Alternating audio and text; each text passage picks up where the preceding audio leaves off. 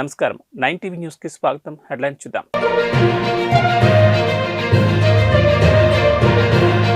Rakul Jackie Bhagnani పెళ్లి card చూసారా? పెళ్లికి గోవాని ఎంచుకోవడం వెనుక కారణం అదేనట. ఏపీ సీఎంతో రాజ్యసభ అభ్యర్థుల భేటీ.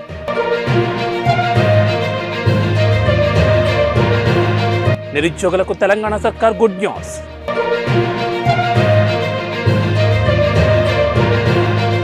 బాపట్ల జిల్లా వేమూరు నియోజకవర్గంలో టీడీపీలో చేరికల పర్వం కొనసాగుతోంది. బట్టిప్రోలు మండలం కోళ్లపాలెం గ్రామంలో సుమారు 35 కుటుంబాలు టీడీపీలో పార్టీలో చేరాయి. టీడీపీలో చేరిన వైసీపీ కార్యకర్తలకు మాజీ మంత్రి నక్క ఆనందబాబు, మాజీ ఎమ్మెల్యే ముమ్మినేని వెంకట సుబ్బయ్య కండువా కప్పి పార్టీలోకి ఆహ్వానించారు. ఈ సందర్భంగా మాజీ మంత్రి నక్క ఆనందబాబు మాట్లాడుతూ రాష్ట్ర మరియు వేమూరు నియోజకవర్గ అభివృద్ధిని కాంక్షించే ప్రతి ఒక్కరూ టీడీపీతో కలిసి పనిచేయాలని పిలుపునిచ్చారు.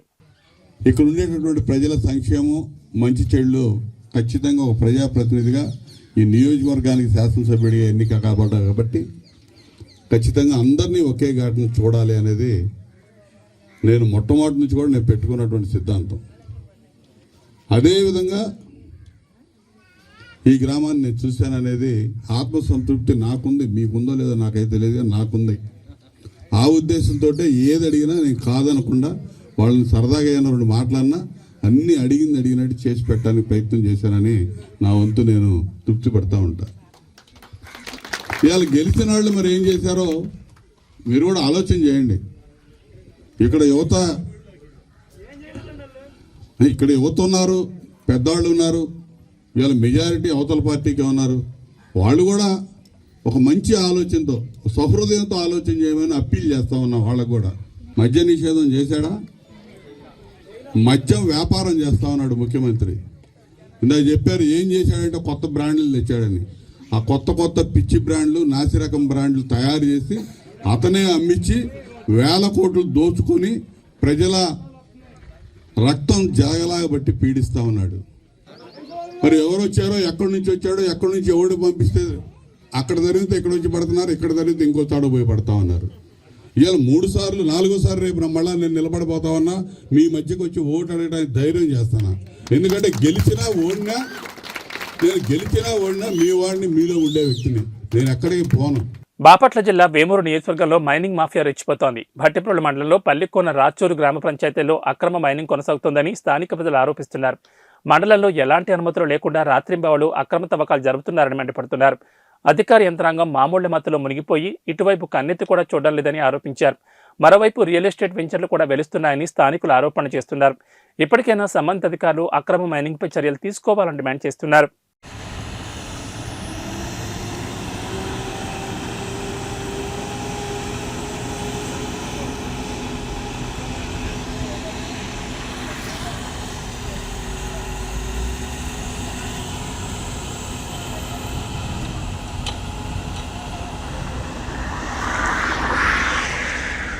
గుంటూరు జిల్లా మంగళగిరిలోని 29వ వార్డులో ముస్లిం మైనార్టీల ఆత్మీయ సమ్మేళన కార్యక్రమం జరిగింది.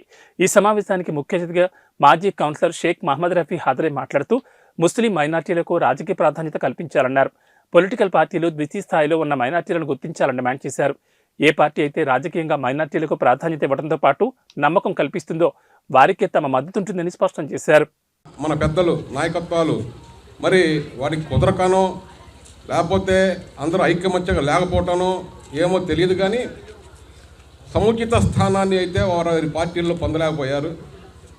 దాన్ని బాధగా ఉంది.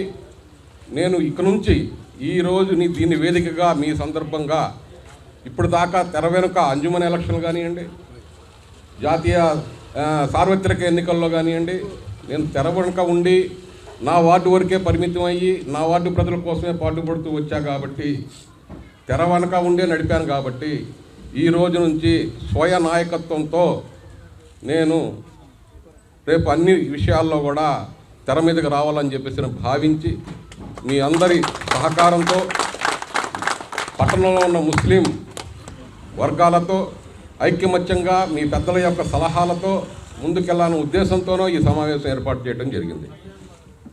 ప్రథమంగా ఉన్న పద్మశాలి సామాజిక వర్గానికేమో అధ్యక్షుల పదవులు ఇస్తారు, మరి వాళ్ళకే ఎమ్మెల్యే సీట్లు ఇస్తారు, అట్లానే ఎమ్మెల్సీ సీట్లు ఇస్తారు, మున్సిపల్ చైర్మన్ సీట్లు ఇస్తారు.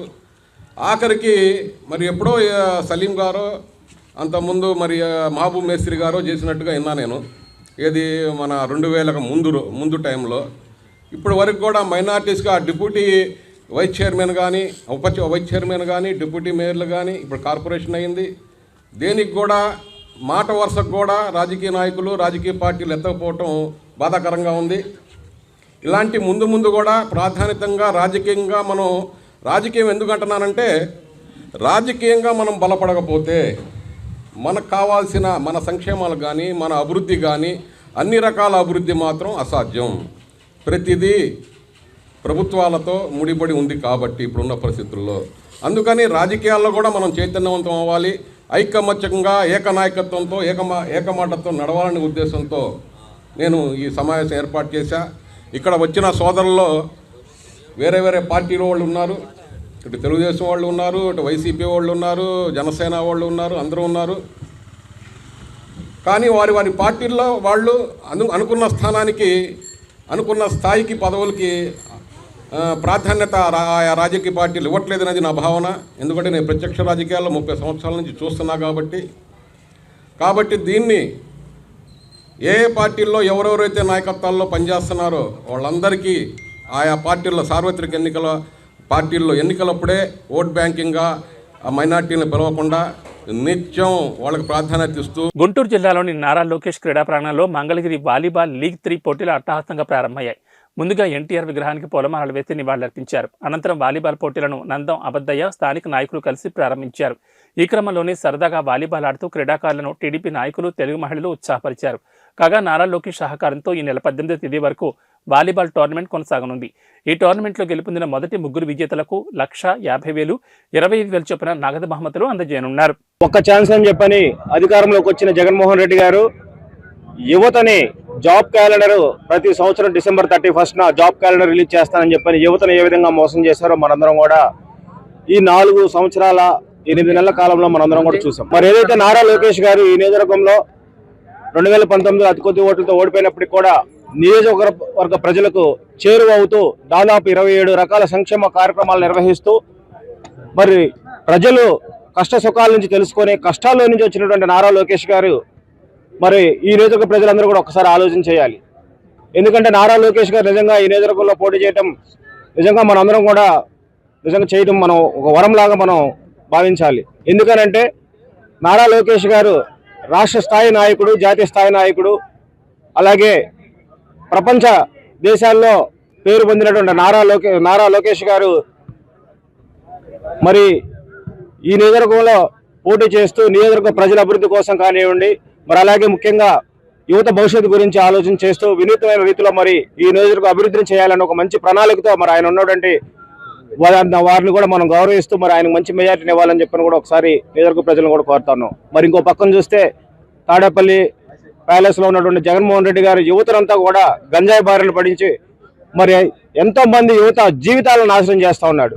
మరి ముఖ్యంగా చూస్తే విద్యార్థి దశలో ఉన్నటువంటి యువత అంతా కూడా మరి గంజాయి మద్యం బారిన పడి వారి భవిష్యత్తు అంతా కూడా నాశనం చేసుకుంటా ఉన్నారు.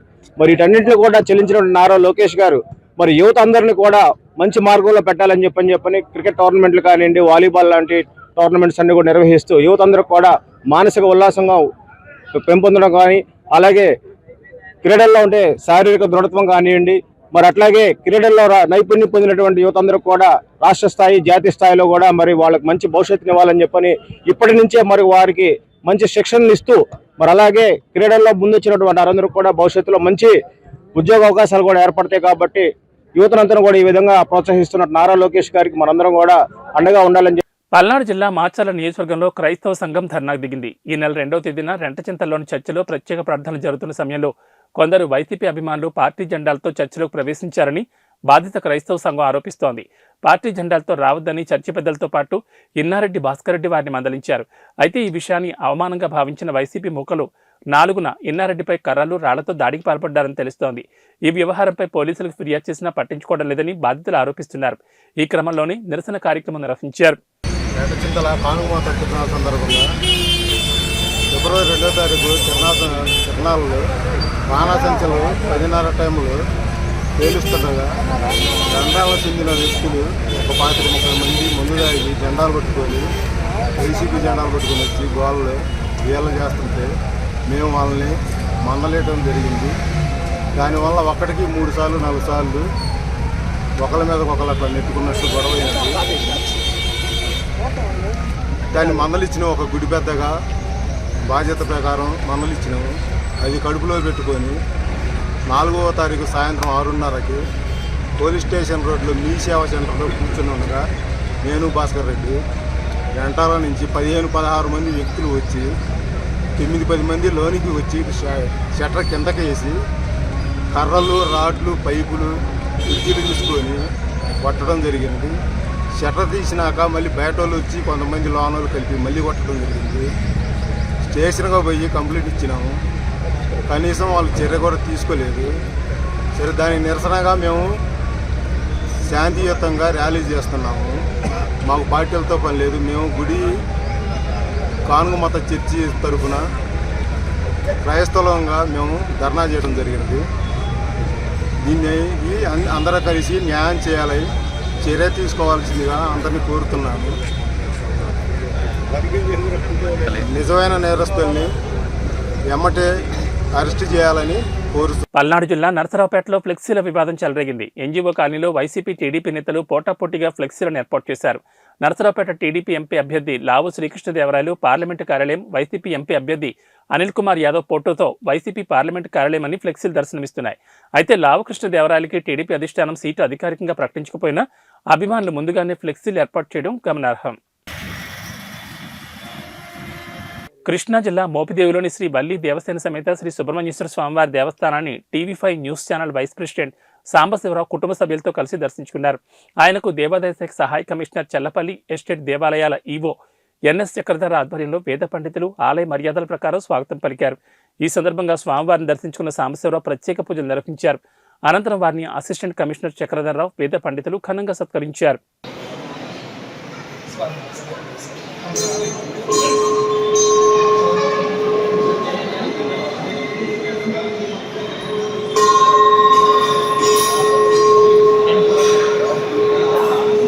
ఈరోజు డాక్టర్ నీలకంఠాపురం రఘువీరారెడ్డి 67వ జన్మదినం సందర్భంగా ఆయన ఇంటి ఇలవేలపైన శ్రీమద్ ఖాద్రి లక్ష్మీనరసింహస్వామి వారికి రఘువీర గారి పేరు మీద అభిషేకం, అర్చన చేయించడం జరిగింది.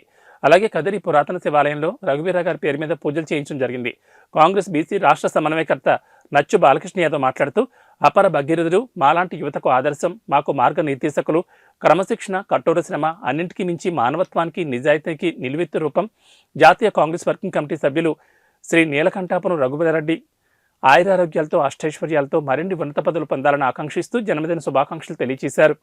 ఈరోజు సిడబ్ల్యూసి సభ్యులు, మాజీ మంత్రివర్యులు, మన రాయలసీమకు ప్రజలంతా అపర భగీరథుడుగా పిలుచుకునే డాక్టర్ నీలకంఠాపురం రఘువీరారెడ్డి గారి జన్మదినం సందర్భంగా ఆయన ఇంటి ఇలవేల్పు అయిన శ్రీమద్ ఖాద్రి లక్ష్మీనరసింహస్వామి వారి దేవస్థానంలో ఆయన గోత్రనామాలు చెప్పి టెంకాయి, పూలు సమర్పించి ఆయన పేరు మీద అర్చన చేయించడం జరిగింది, అభిషేకం చేయడం జరిగింది. ఆయన అష్టైశ్వర్యాలతో, నిండు నూరేండ్లు ఆరోగ్యాలతో ఉంటూ మరిన్ని ఉన్నత పదవులు పొందాలని, ఖాద్రి లక్ష్మీనరసింహస్వామి ఆశీస్సులు వారి కుటుంబంపై ఎల్లవేళలా ఉండాలని శ్రీమద్ ఖాద్రి లక్ష్మీనరసింహస్వామి వారిని, శ్రీకృష్ణ పరమాత్ముని కోరుకుంటున్నాం.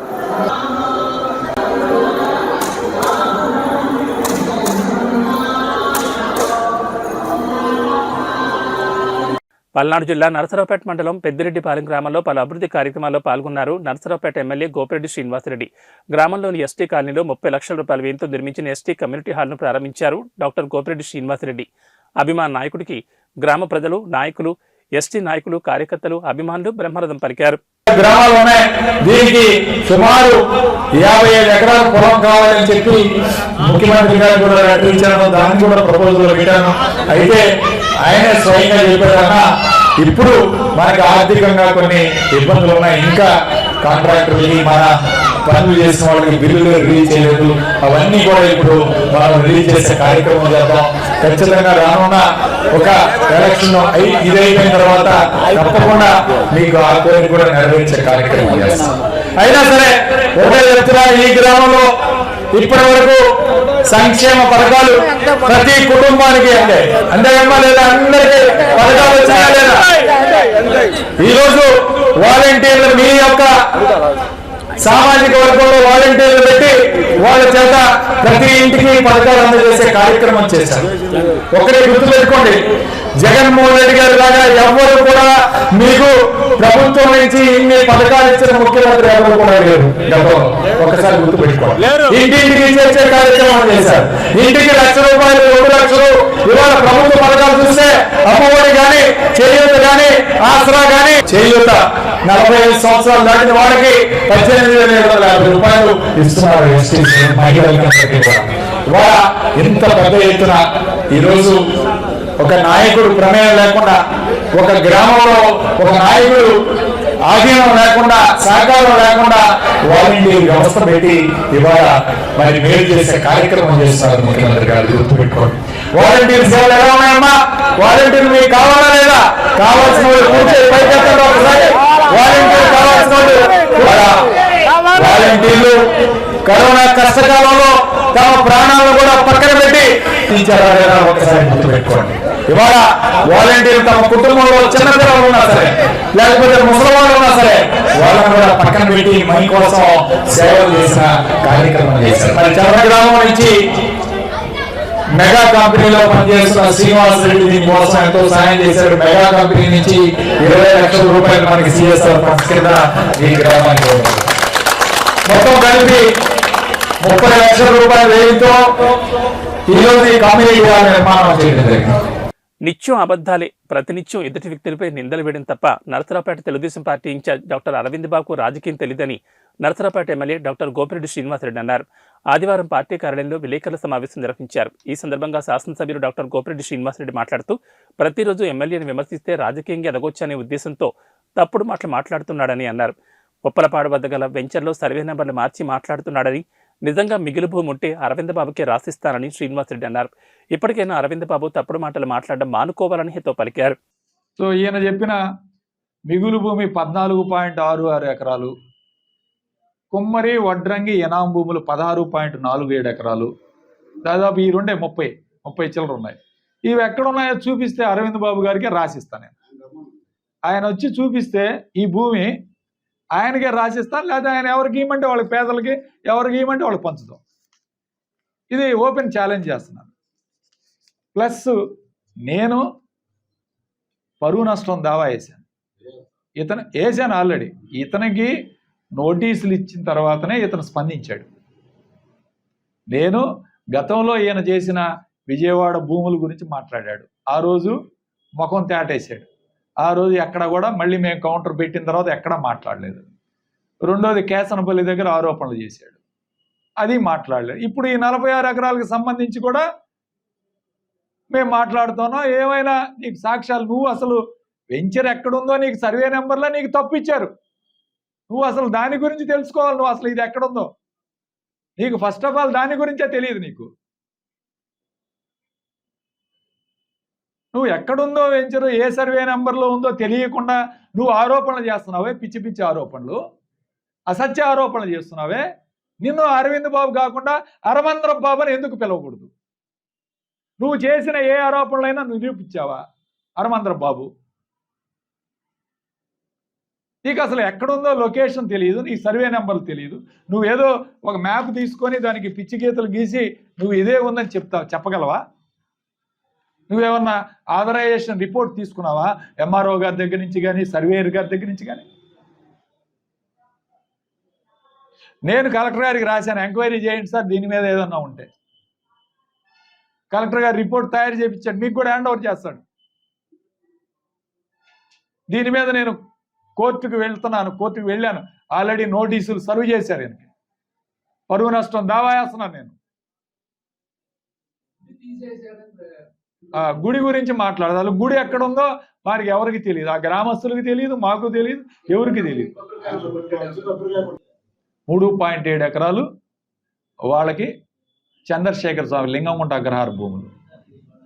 దాన్ని ఎంక్వైరీ చేయండి. ఒకటి. రెండోది డొంక చెప్పాడు 3. మీరే విలేకరులు అందరూ ఒక వీడియో కూడా తీసుకొని వెళదాం, విలేకరులే మీ సాక్ష్యం సమక్షంలో చేయండి. డొంక పోరంబోకు 2. మూడోది ఈనాం భూములు అంటున్నాడు. ఈనాం భూములు ఎక్కడున్నాయో మాకైతే తెలియదు. ఆయన ఏదన్నా చూపిస్తే ఆ సర్వే నెంబర్లు ఎక్కడున్నాయో మేమే రాసేయటానికి మేము సిద్ధంగా ఉన్నాం. ఏది మా ఆ వెంచర్లో ఉన్నా సరే మేము రాసిస్తాం. అవి ఎక్కడున్నాయో ఒకసారి చూపించమనండి. ఈనాం భూములు ప్లస్ ఇంకోటి మిగులు భూములు అంట. మిగులు భూములు అనేది మరి అది ఆయన టైటిల్, ఈయన టైటిల్ ఇచ్చి ఉంటాడు, నోషనల్ కాదు మిగులు భూములు అంటే. చెప్తా ఉన్నాను, ప్రజలకు కూడా చెప్తా ఉన్నాను, ఇతను నిత్యం అబద్ధాలు చెప్పి రాజకీయం గడుపుకోవాలని చూస్తున్నాడు. రాజకీయాల్లో అబద్ధాలు చెప్పే కార్యక్రమం చేస్తే ప్రజలు క్షమించరు. ప్రజలకు ఈ రోజు కాకపోయినా రేపైనా తెలుస్తుంది ప్రజలకి వాస్తవం ఏంటో.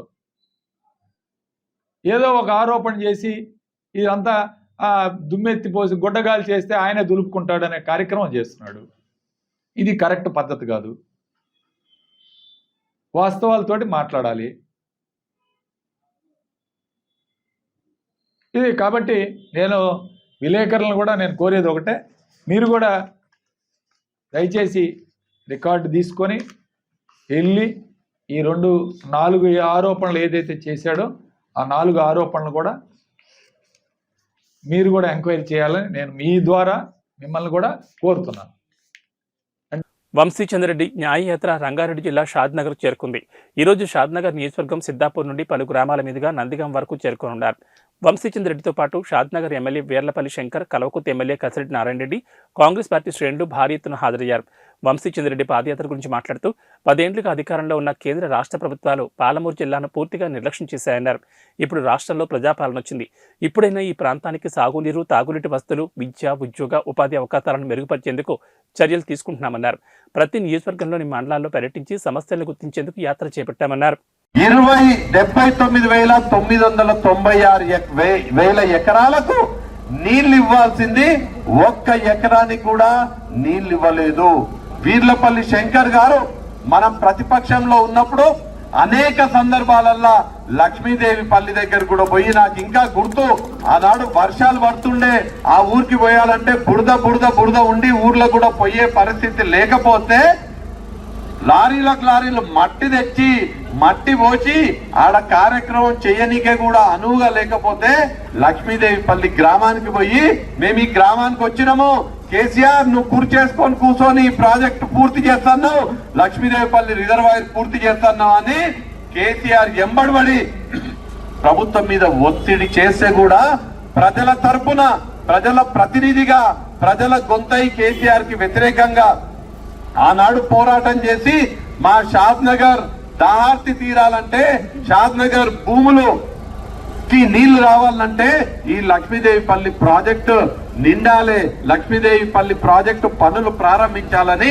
ఆనాడు శంకర్ గారి ఆధ్వర్యంలో మీరందరూ కూడా ఎంత ఉద్యమం చేసినా ఆ ప్రభుత్వానికి దున్నపోతు మీద నీళ్లు వర్షం పడ్డట్టే ఉండే. గాని కలిసి మన ముఖ్యమంత్రి అయినటువంటి రేవంత్ రెడ్డి గారి దగ్గరికి వెళ్ళి ఈ షాద్నగర్ నియోజకవర్గంలో ఉన్నటువంటి అన్ని సమస్యలు, సాగునీటి సమస్య, తాగునీటి సమస్య, రోడ్ల సమస్య, అట్లనే విద్య, ఆరోగ్యానికి సంబంధించినటువంటి మెరుగైన వసతులు కల్పించడానికి మేము కృషి చేస్తామని ఈ సందర్భంగా తెలియ బీజేపీలో పోటీ చేస్తామని ప్రవర్గాలు వాళ్ళు పలుకుతా ఉన్నారు. ఆ రోజు క్లిష్ట పరిస్థితి, వంశీచంద్రెడ్డి గారు నీతిమంతుడు, నిజాయితీపరుడు, నమ్ముకున్న సిద్ధాంతాన్ని, కాంగ్రెస్ సిద్ధాంతాన్ని నమ్ముకున్న వ్యక్తి, ఎవరు అవునన్నా కాదన్నా. కాబట్టి ఇవాళ యువ నాయకుడు, మనకు పనిమంతుడు. మీ అందరూ తెలుసు, గతంలో ఎన్నికలు వేస్తే ఆ ఎంపీ ఒక ఊరు కాదు కదా, మండలానికి వచ్చిన దాఖలాలు లేవు ఇలా ఆ రోజుల్లో పరిస్థితి. కాబట్టి ప్రకాశం జిల్లా త్రిపురాంతకం మండలానికి చెందిన స్థానిక సాహితీవేత్త గొట్టిముక్కల నాథరయ్యకు సోమవారం ఏలూరు జిల్లా కొయ్యలగూడెంలోని స్థానిక ప్రకాశం డిగ్రీ కాలేజీలో జాతీయ తెలుగు సాహిత్య సదస్సు మరియు 129వ కవి సమ్మేళనం శ్రీశ్రీ కళావేదిక అంతర్జాతీయ చైర్మన్ డాక్టర్ కత్తిమండ ప్రతాప్ సారథ్యంలో డాక్టర్ పారదసారథి ఆధ్వర్యంలో ఘనంగా నిర్వహించారు.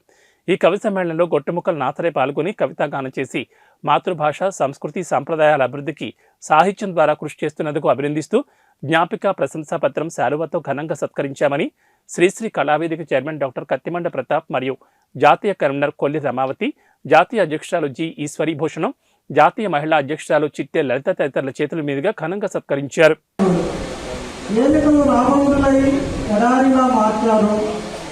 కళ్ళల్లో చెమ్మ కోల్పోయిన రైతులు, సంక్షేమ పథకాలపై పచ్చ నోట్ల సంతకాలు.